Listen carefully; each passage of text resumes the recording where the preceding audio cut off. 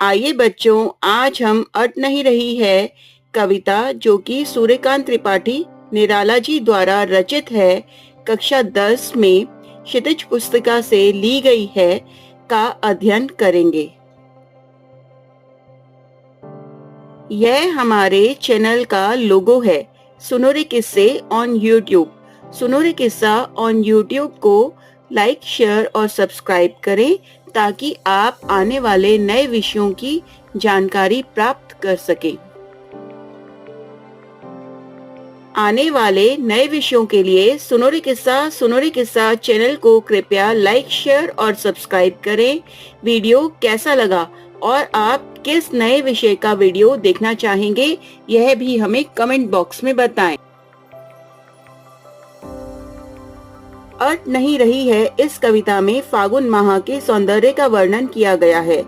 कवि फागुन मास की शोभा से इतना अभिभूत है कि वह उससे नजरें नहीं हटा पा रहा है। आइए पहले कवि का परिचय प्राप्त करते हैं।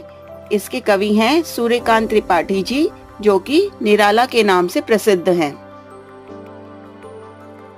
छायावाद के युग के आधार स्तंभ माने जाने वाले कवि सूर्यकांत त्रिपाठी निराला का जन्म 1899 में बंगाल के महिषादल में हुआ था।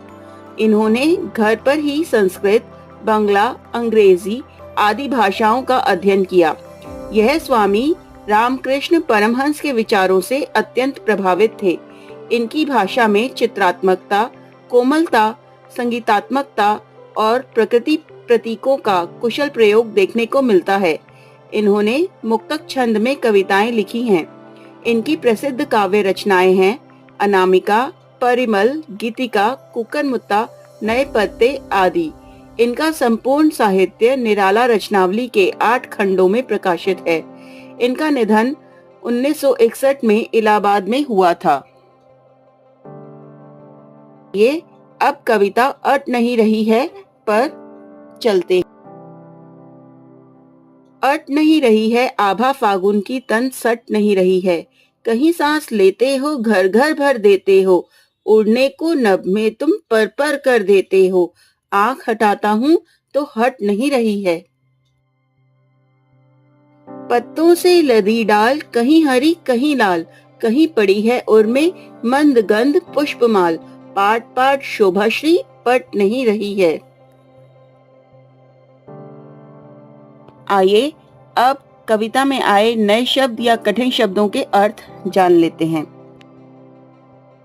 अट समाना, आभा सौंदर्य, मंद धीमी, गंध खुशबू, उर हृदय, पाट पाट प्रत्येक स्थान पर, शोभाश्री सौंदर्य।